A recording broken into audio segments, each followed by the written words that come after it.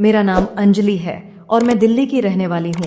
मैं 25 साल की हूँ और अपनी खूबसूरती के लिए अक्सर तारीफें पाती थी। हमारे परिवार में मेरे जेठ जी का बच्चा छोटा था और मुझे उसकी देखभाल करनी होती थी। जब मैं उसे दूध पिलाती तो अक्सर जेठ जी मेरे पास आकर खड़े हो जाते। मुझे शर्मिंदगी महसूस होती, लेकिन मैं चुप रहती थी।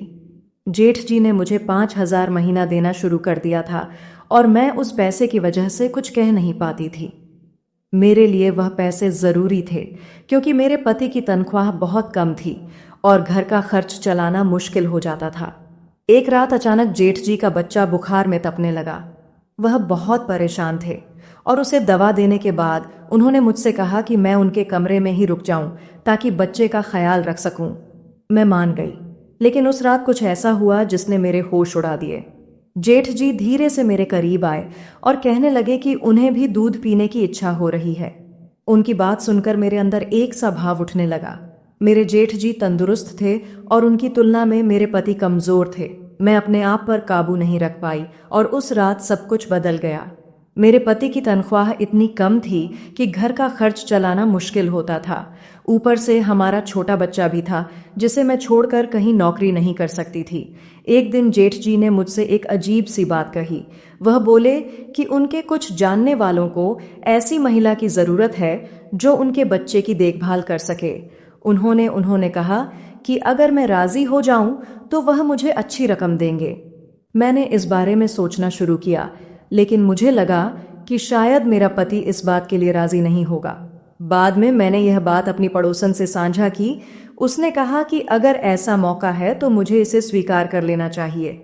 उसने समझाया कि यह घर की ही बात है और इसमें कोई बुराई नहीं है, लेकिन मैं मन ही मन उलझन में थी। मुझे लग रहा था कि यह सब सही नहीं है, पर पड़ोसन ने मुझे मनाने की कोशिश की और कहा कि अगर रिश्तेदार ही एक दूसरे के काम नहीं आएंगे तो कौन आएगा। उसने यह भी कहा कि इससे न सिर्फ मेरी आर्थिक स्थिति सुधर जाएगी, बल्कि मेरे पति के भाई का भी भला होगा।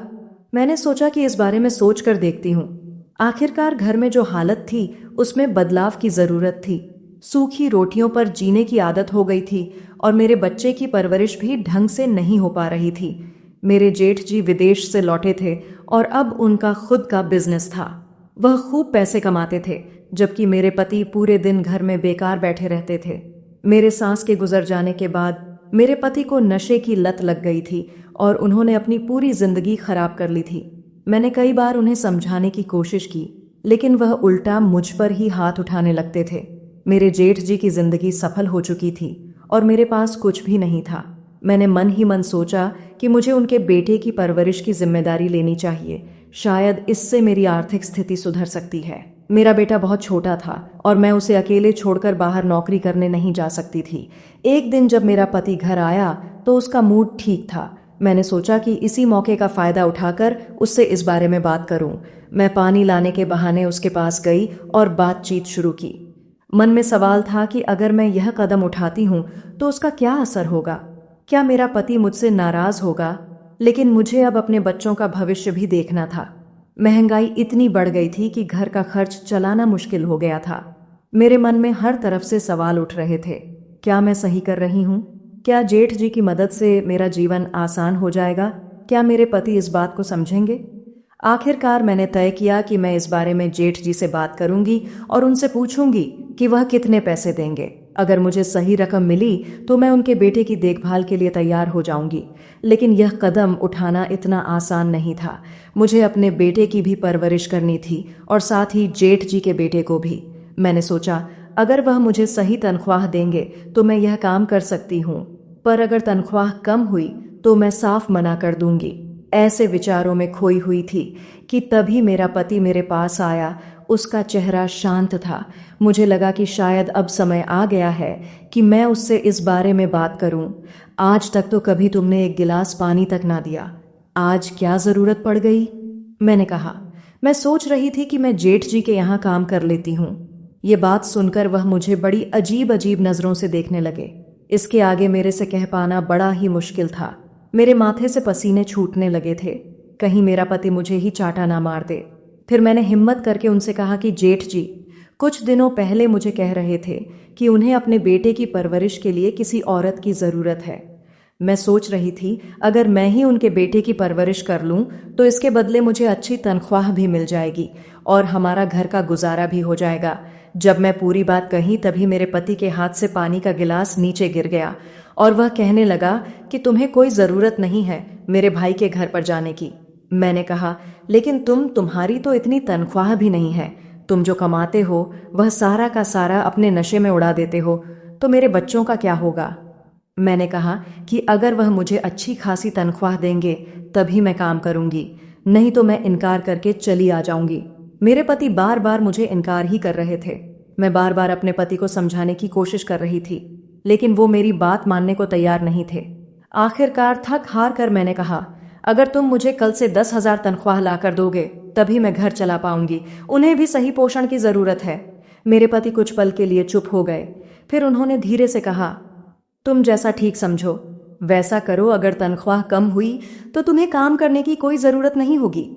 मैंने उनकी बात सुनी और जवाब दिया, ठीक है, मैं कल ही उनसे बात करूंगी। इस बात के बाद मेरे दिल में थोड़ी सी खुशी जागी कि शायद हमारे हालात अब बेहतर हो सकते हैं। इसी विचार के साथ रात बीत गई और सुबह का उजाला हो गया।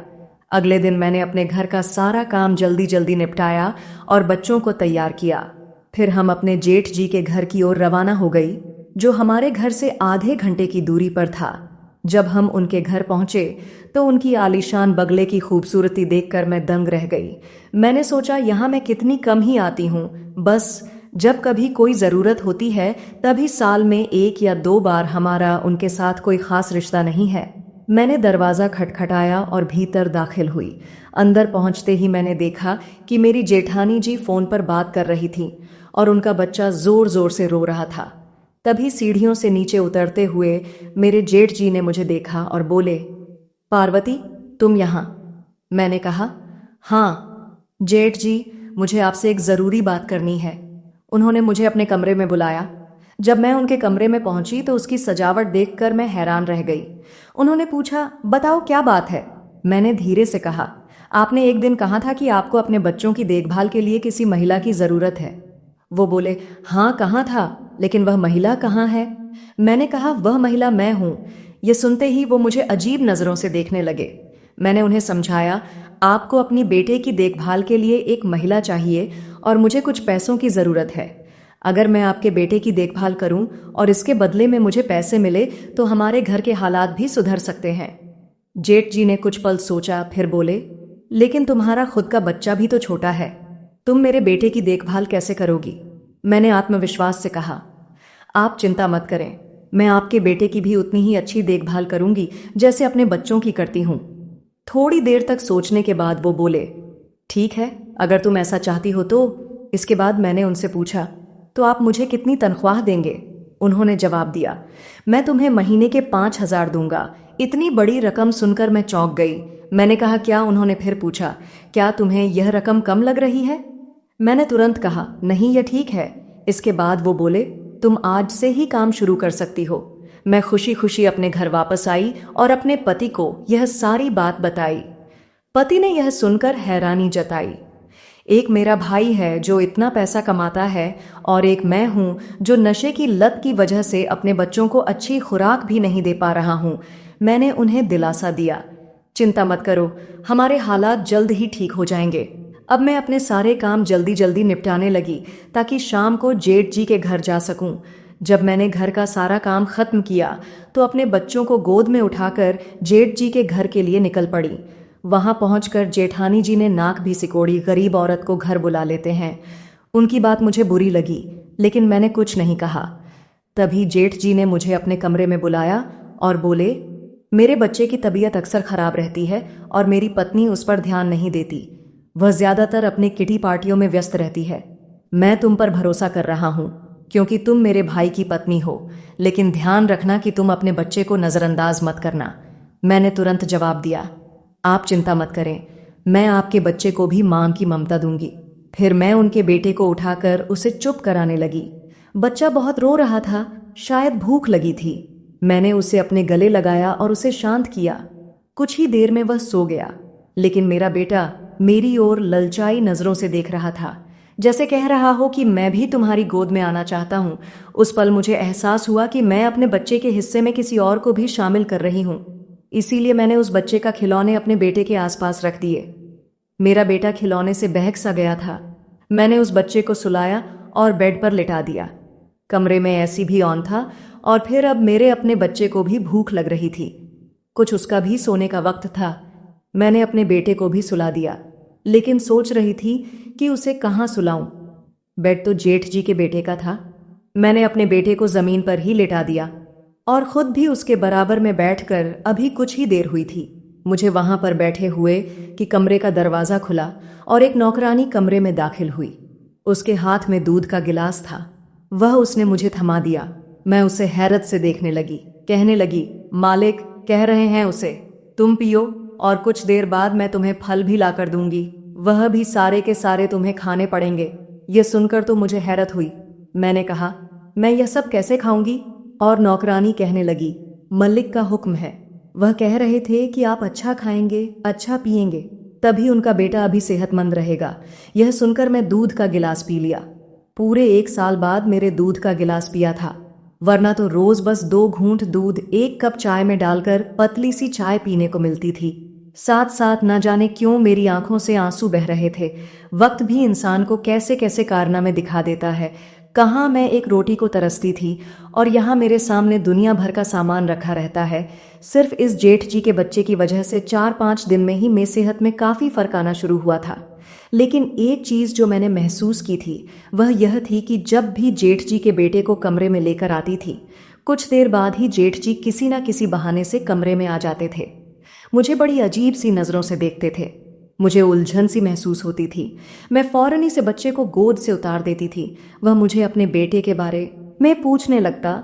मुझे अपने जेठ जी की हरकत बहुत बुरी सी लगती थी कि वह क्यों कमरे में बिना इजाजत चले आते हैं। जब 4-5 दिन यही सिलसिला जारी रहा तो फिर मैंने एक दिन कह दिया कि देखो, मुझे यूं अच्छा नहीं लगता, बार बार कमरे में क्यों आते हैं। मेरी बात पर उसके माथे पर बल पड़ने लगे।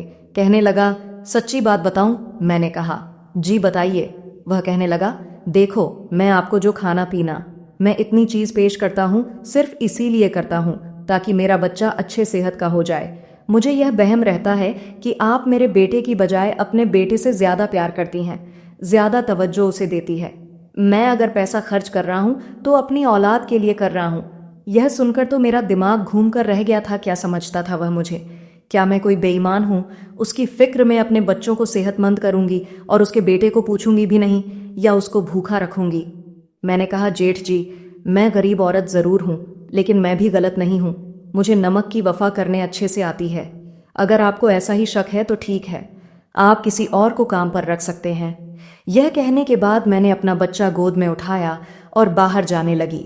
वह मुझे पीछे से पुकारता रह गया, लेकिन मैं 1 मिनट भी वहां न रुकी और अपने घर पर आ गई। मैं गरीब जरूर थी, लेकिन बेगैरत नहीं थी। इतनी बातें सुनने के बाद भला मैं क्यों वहां पर रुक जाती? मैं अपने बच्चों का हक उसके बेटे को दे रही थी, उसका ख्याल भी बहुत रखती थी। जब तक मैं वहां होती थी, उसके बच्चे को संभालती थी और अपने बच्चों को उसके खिलौने से बदलती रहती थी। हालांकि मेरे बेटे का हक था कि मैं उसे ध्यान देती। इसी रात मुझ पर एक और मुसीबत टूट पड़ी। मेरा पति वापस घर नहीं आया था। रात के 12 बज चुके थे। मैं बहुत परेशान थी जब मुझे फोन आया और किसी ने मुझे यह बात बताई कि मेरे पति का दिल का अटैक आया है। यह सुना था कि मैं अस्पताल पहुंची तो मेरे पति की मौत हो चुकी थी। जो मुझे डॉक्टर ने आकर बताया कि मेरा पति अब इस दुनिया में नहीं रहा तो मैं बेहोश होकर गिर चुकी थी। मैं अब भी अपने कुछ महीने के बच्चे को देखी तो कभी अपने पति के शरीर को मैं फूट फूट कर रोने लगी। कुछ समझ नहीं आ रहा था कि क्या करूं। हमारे घर में लोगों की भीड़ थी। सुबह ही मेरे पति का अंतिम संस्कार हो गया।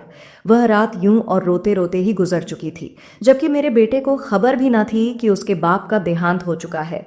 जो भी मुझे और मेरे बच्चे को देखा, यही कहता कि तुम जवान हो और यह मासूम बच्चा, आगे की जिंदगी कैसे काटोगे? तुम्हारा पति तो तुम्हें इस जवानी में ही इस दुनिया में छोड़कर चला गया। लोगों के अल्फाज मुझे परेशान कर रहे थे। मैं शौक से बैठी थी जब अगले दिन घर के दरवाजे के बाहर एक गाड़ी आकर रुकी। गली के बच्चे इस गाड़ी के साथ भागते भागते आए थे। हर कोई आंखें फाड़कर उस बड़ी गाड़ी को देख रहा था। हमारे छोटे से मोहल्ले में उस बड़ी गाड़ी का आना किसी के लिए भी साधारण बात नहीं थी। सभी हैरान थे कि आखिर यह गाड़ी यहाँ कैसे आ गई। जैसे ही मैंने अपने घर का दरवाजा खोला, देखा कि जेठ जी अंदर आ रहे थे। वह किसी से भी नजरें नहीं मिला रहे थे और सीधे मेरी तरफ बढ़े। उनकी चाल में एक अजीब सी नजाकत थी, जिससे यह साफ जाहिर हो रहा था कि उन्हें हालात की गंभीरता का अंदाजा हो चुका था। उन्हें पहले से खबर थी कि उनके भाई यानी मेरे पति की रात में मृत्यु हो चुकी थी। जेठ जी मेरे करीब आकर हमदर्दी जताने लगे और मैं खुद को रोक नहीं पाई। मेरे आंसू थमने का नाम ही नहीं ले रहे थे। वह कहने लगे, तुम्हें फिक्र करने की जरूरत नहीं है।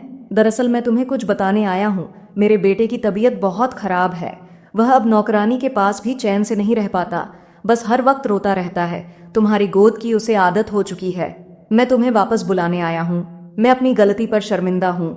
दरअसल मैं बच्चे को लेकर थोड़ा परेशान था। आखिरकार जिस बच्चे की सगी माँ उसकी सगी नहीं रही, तो मैं कैसे उसकी नई माँ पर एकदम से भरोसा कर सकता था। जेठ जी ने मेरी हथेली पर कुछ पैसे रखे और चले गए। मेरे पति की मौत के बाद घर में राशन भी खत्म होने को था। उसी समय कई बार नौकरानी का फोन आया था कि जेठ जी का बेटा बीमार है और सिर्फ मेरी गोद में आकर ही सुकून पाता है। एक माँ होने के नाते मैं उस बच्चे की भी फिक्र करने लगी थी। मेरी गोद में भी मेरा मासूम बेटा था, लेकिन मैं दूसरे बच्चे की भी चिंता कर रही थी। उसी रोज मैंने जेठ जी को फोन किया तो उन्होंने तुरंत गाड़ी भेज दी। गाड़ी में बैठकर मैं उनके घर पहुंची। मेरी हालत काफी खराब थी, लेकिन जब मैंने उनके बच्चे को गोद में उठाया तो वह तुरंत शांत हो गया और खेलने लगा। ऐसा लग रहा था मानो उसे मेरी आदत हो चुकी थी। यह देखकर जेठ जी काफी खुश हुए। फिर एक दिन वह मेरे पास आए और बोले, अगर तुम ठीक समझो तो यहीं रह जाओ। मैं तुम्हारे लिए एक क्वार्टर खाली करवा दूंगा। वैसे भी तुम्हारे पास अब इस दुनिया में कोई नहीं बचा है, तो यहीं रहना बेहतर होगा। जेठ जी की बात मुझे बुरी नहीं लगी। अब उनका व्यवहार मेरे बेटे के साथ भी ठीक होने लगा था। वह जो भी अपने बेटे के लिए लाते, वहीं मेरे बेटे के लिए भी लेकर आते। जेठानी जी का तो कोई अता पता ही नहीं था। उन्हें अपने बच्चे की कोई परवाह नहीं थी। वह हर वक्त शॉपिंग, दोस्तों और पार्टियों में व्यस्त रहती थी। कई बार वह अपने दोस्तों से मिलने दूसरे शहर भी चली जाती थी, बिना किसी को कुछ बताए। इस बीच मैं अपने पति को याद करके अक्सर रोने लगी थी। मेरा बेटा भी अपने पिता को याद करके उदास रहता था। एक दिन जेठ जी के बेटे की तबीयत फिर खराब हो गई। जब मैं क्वार्टर जाने लगी तो उन्होंने कहा, आज यहीं रुक जाओ, मेरे बेटे के कमरे में सो जाना। वह सिर्फ तुम्हारे पास रह सकता है। मजबूरी में मुझे वहीं रुकना पड़ा। आधी रात को जब बच्चा भूख से जागा तो मैं उसे दूध पिलाने लगी, तभी जेठ जी कमरे में आ गए। मैं अपनी ही सोच में गुम थी, लेकिन जैसे ही उनके कदमों की आहट सुनी, मैं घबरा गई। जेठ जी मेरे सामने कुर्सी खींचकर बैठ गए और बोले, मैं तुमसे कुछ कहना चाहता हूँ। मैंने जिस औरत से शादी की है, वह ना घर संभाल पाई, ना ही बच्चे की परवरिश कर पाई। मैं चाहता हूँ कि तुमसे शादी कर लूँ, ताकि तुम मेरे बच्चे की परवरिश अच्छे से कर सको। उनकी बात सुनकर मेरा चेहरा लाल हो गया। मैंने तुरंत कहा, नहीं, मैं सिर्फ अपने पति से मोहब्बत करती हूँ। मैं आपसे शादी नहीं कर सकती। अभी मेरे पति की आत्मा को सुकून भी नहीं मिला होगा। मैं तुरंत वापस अपने क्वार्टर चली गई, लेकिन जेठ जी ने कहा, यह तुम्हारा फैसला है। मैं तुम्हारी इज्जत करता हूँ। कई दिनों तक मैं इस बारे में सोचती रही। जेठ जी का व्यवहार मेरे बेटे के साथ अच्छा था और मेरा बेटा भी उनकी परवरिश में खुश था। आखिरकार मैंने अपने बच्चे के भविष्य को देखते हुए जेठ जी से शादी करने का फैसला कर लिया। जब मैंने यह फैसला सुनाया तो उन्होंने तुरंत अपनी पहली पत्नी को तलाक दे दिया। वह चीखने लगी, लेकिन जेठ जी ने उसे पैसे और क्रेडिट कार्ड दिए, जिसके सहारे वह अपनी जिंदगी जी रही थी। शादी के बाद कभी कभी मुझे लगता था कि मैंने गलत फैसला लिया, लेकिन धीरे धीरे मुझे जेठ जी का प्यार महसूस होने लगा। मेरा बेटा भी बाप का प्यार पाने लगा और जेठ जी का बेटा मुझे माँ की तरह मानने लगा। आज मैं अपने ऊपर वाले का शुक्रिया अदा करती हूँ कि उसने मेरी जिंदगी के बंद दरवाजे खोल दिए और मुझे फिर से खुशियों से भर दिया। तो धन्यवाद दोस्तों। उम्मीद है आप लोगों को हमारी यह प्यारी सी काल्पनिक कहानी पसंद आई होगी। वीडियो पसंद आए तो लाइक करें और चैनल को सब्सक्राइब करना ना भूलें।